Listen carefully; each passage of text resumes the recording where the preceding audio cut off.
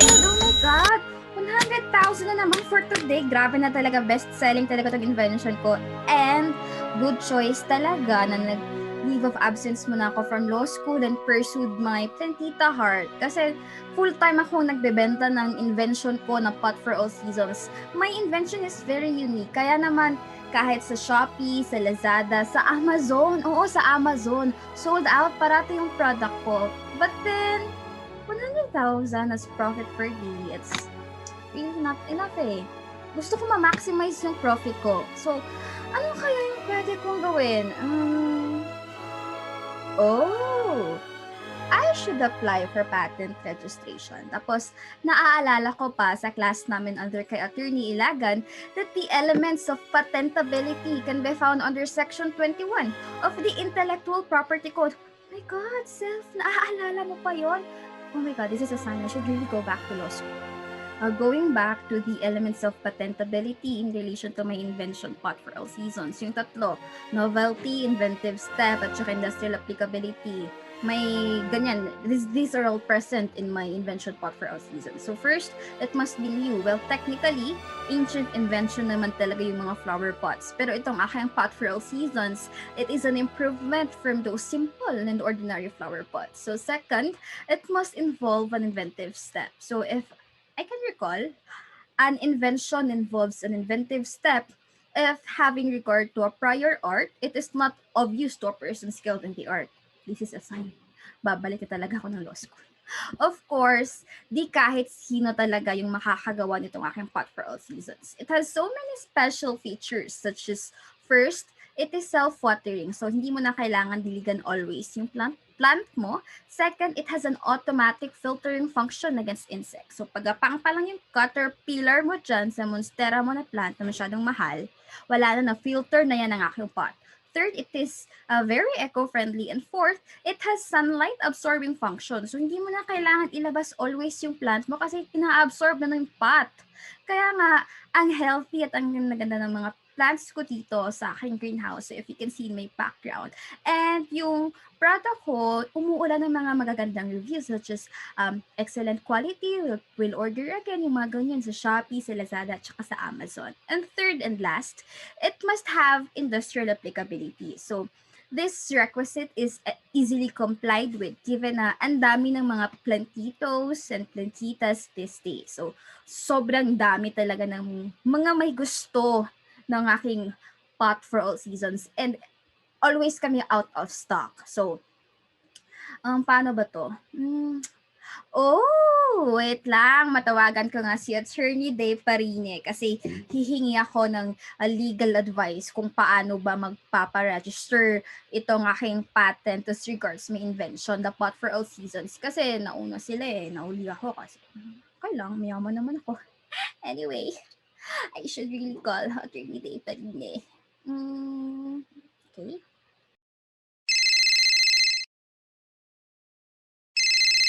Hello, Miss Rona. Good morning. Hello, Attorney! Oh my gosh! Yes, good morning! Attorney, may bago akong invention. Tapos, I want to register a patent for this invention of mine. Patulong naman pwede. Of course, I will be able to help you. Alam mo, mas mabuti pa na maparegister mo yan because your rights with regard to your invention will be protected by law. In your case, Section 71 of the Intellectual Property Code or the IPC is very relevant. The said provision provides for the rights conferred by patent. Under Section 71.1a, ang subject matter ng patent ay yung product mismo. Ang mga relevant points dito are as follows. So first is the prohibition, meaning without your authority, no one can actually sell and make a profit out of your pot for all seasons.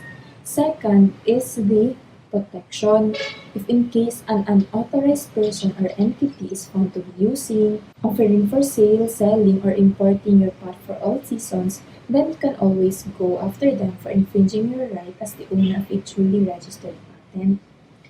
Under Section 71.1b, ang subject matter naman is yung proseso. So, in your case, Ms. Jarona, yung process or steps involved in making your pot for all seasons.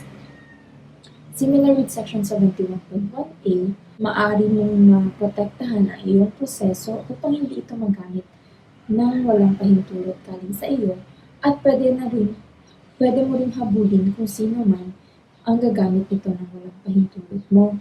Isa pa under Section 71.2, if meron ka ng registered patent, pwede rin itong manahin ng iyong mga heirs in the future if nahanap mo na yung gawan. The patent can also be assigned to any person.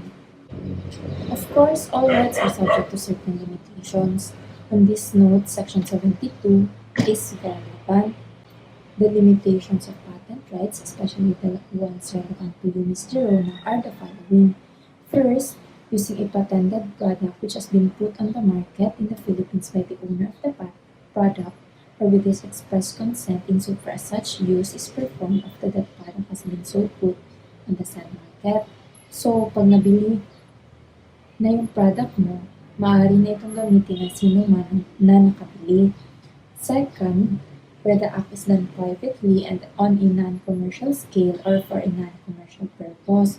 So, if may gagamit ng pot for all seasons for any non-commercial purpose, you cannot prevent third persons from doing so if your economic interests are not prejudiced. And third, experimental use of the invention for scientific purposes or educational purposes. So, baka in the future, may gusto mag-research about sa additional ecological impact ng pot for all seasons, then you must allow those third persons to use your product. Marami pang limitations under the IPC as regards patent rights. However, yun lang nakikita kong applicable sa case mo, Ms. Jerona. I am so glad that you asked for my assistance, Ms. Jerona. Don't worry. I will file for your application immediately. I will let you know if there are any updates. Many months later.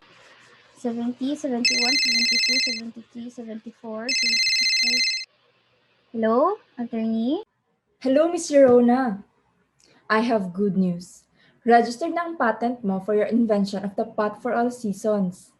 Nako! Thank you very much, attorney. Thank you very much talaga. This is such a good news talaga, attorney Leparinan. Thank you very much. Ay. So, sana ako ulit. 6. Start na naman sa 1. Meanwhile. Nox, big time talaga ako ngayon. 25k na income in one day, akalain mo yun? Buti na lang, naisipan kong ibenta online talking kaang for all seasons. It has so many unique special features such as self-watering, it has an automatic filtering function against insects, it is very eco-friendly and sunlight absorbing. Actually, noong 2000s ko pa talaga na-ibinibenta ko nito. Maging one of a kind flower pot, pero ngayon ko lang naisip kong ibenta ito online. Kung hindi pa nagka-pandemic, hindi ko talaga naisip yung online business. Oh my God! Ang daming good reviews talaga sa pot for all seasons. Tapos #1 best-selling sa flower pot sa Shopee. Oh. Makes my day. Huh? Bakit may ibang nagbebenta ng pot for all seasons? Ano to? Kaang for all seasons? Is this a joke? Translate lang yung pangalan eh. Product ko to. Oh my God! Kaang for all seasons? Walang originality na may meke pa, pati flower pot pinipeke. Sino ba to? Si Romeo? Preta ko to eh. Ito talaga yung pot for all seasons. My God, yung alta pressure ko. Yung ulo ko headache. Sino to si Romeo? Ma-message nga.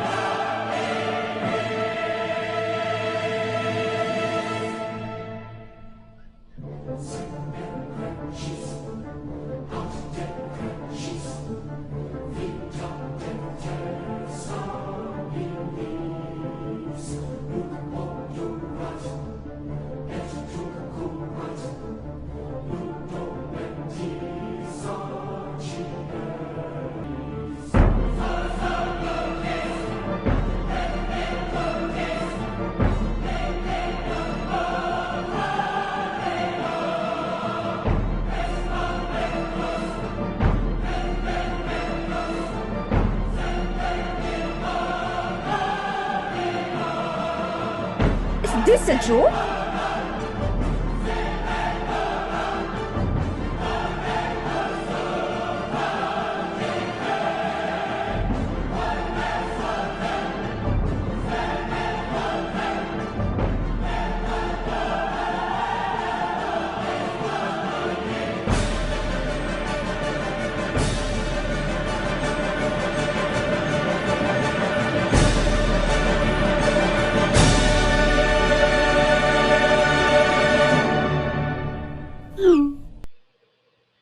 Twelve seconds later.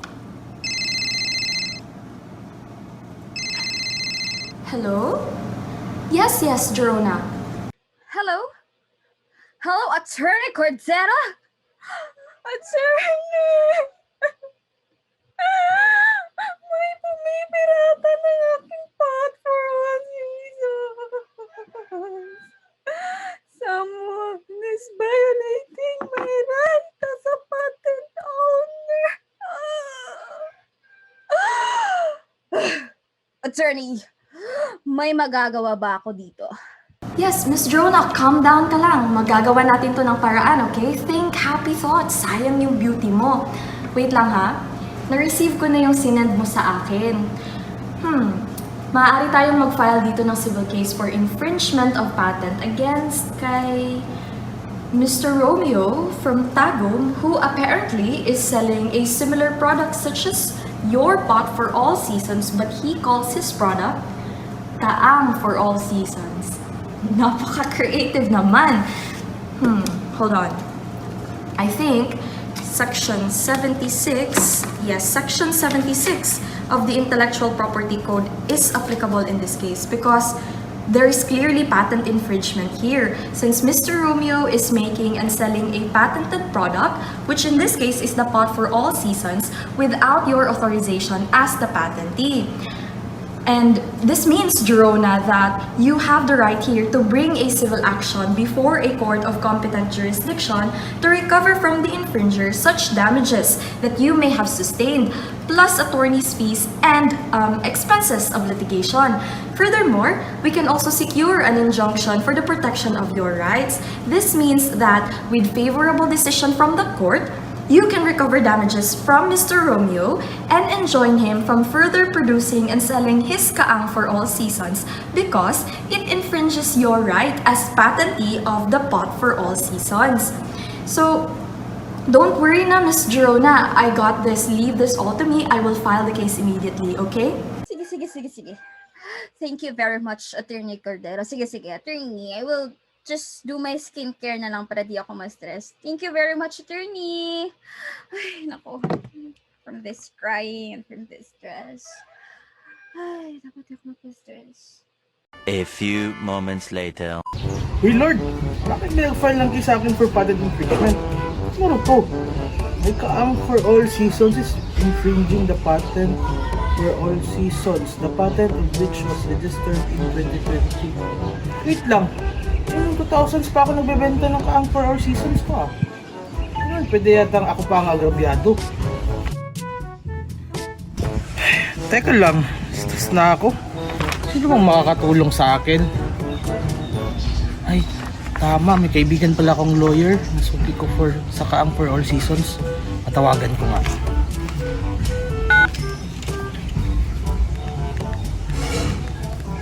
Hello, Attorney Kalikdan. Hello? Romeo? Uy, pare! Oy, kamusta naman yung kaang for all seasons ko? Grabe. Enjoy na enjoy pa rin ako dun sa kaang for all seasons mo. That was such a genius invention. Okay naman. Sa nga pala, Diyos ko Lord, may nag-file sa akin ng case for patent infringement. Ano ba to? Kahit naman dyan, friend. Kailangan nating protektahan yung right as a prior user mo. Don't worry, my friend, I got your back. We can actually file a defense in accordance with Section 73 of the Intellectual Property Code. Because normally, the defenses or the remedies of an actual and true inventor of a patent is that you can actually file before the courts na masasubstitute ka as the true patentee, or at your own option, you can actually ask for damages or cancel the patent outright, yung niregister ni Ma'am Girona. So, since you've mentioned that you just want to keep the business and this has been going for a lot of years already, Section 73 is the more lucrative remedy for you, and that is a right of a prior user. And according naman sa Section 73 of the Intellectual Property Code, sabi dito, any prior user who in good faith was using the invention or has undertaken serious preparations to use the invention in his enterprise or business before the filing date or priority date of the application on which a patent is granted shall have the right to continue the use thereof as envisaged in such preparations within the territory where the patent produces its effect. O di ba? Noong 2000 pa nga yan, yung Kaang for All Seasons mo, ginagamit mo na yan sa negosyo mo. And to point out, since 2005 pa ako bumibili sa'yo. And in good faith pa talaga yung pagbebenta mo sa akin. Since nauna ka naman talaga na naggawa dyan sa invention mo, I am confident na the courts would rule in your favor kahit na si Miss Gerona ang nag-register una ng patent. And kumbaga, she just registered this quite recently lang. Don't worry, my friend. I will help you with this. So, I will just keep you posted and balitaan mo na lang ako sa anong mangyayari sa inyo. Okay? Alright. Thank you. Ay, thank you talaga, my friend. You're the best. Eventually.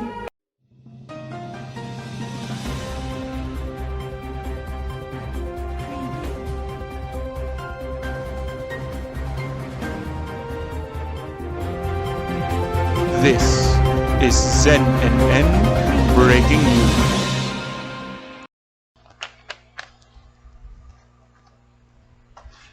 Good evening. Breaking news. A Facebook post of one Romeo, who is from Tagum, claiming to be the inventor of this one-of-a-kind flower pot, has recently become viral. According to his post, Romeo, way back in the year 2000, had invented an innovative flower pot which he calls Kaang for All Seasons. He claims that this flower pot has special features. Allegedly, with the use of the Kaang for All Seasons, anyone could raise a plant and fulfill everyone's plantito and plantita dreams, even with or without a green thumb. Romeo is claiming that he has been harassed by a case filed against him by one Gerona, who also claims to be the owner of a similar flower pot, which he calls Pot for All Seasons.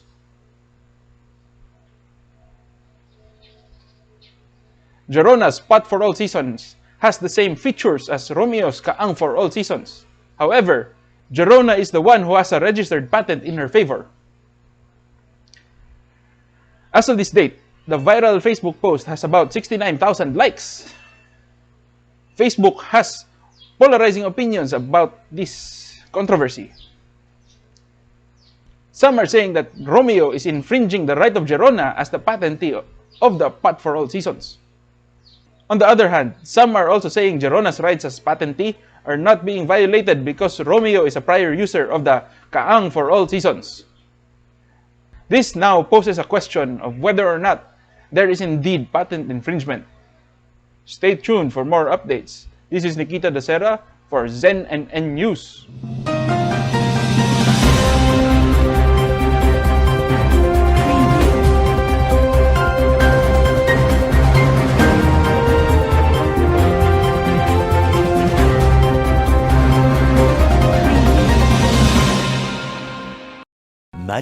Much later.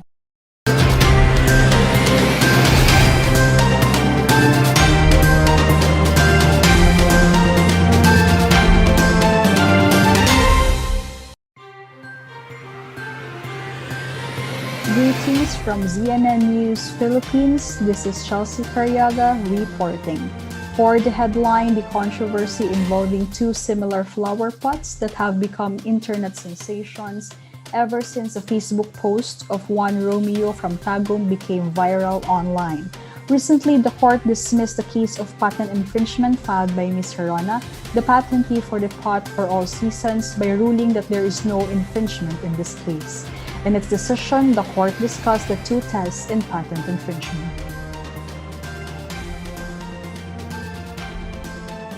One is literal infringement.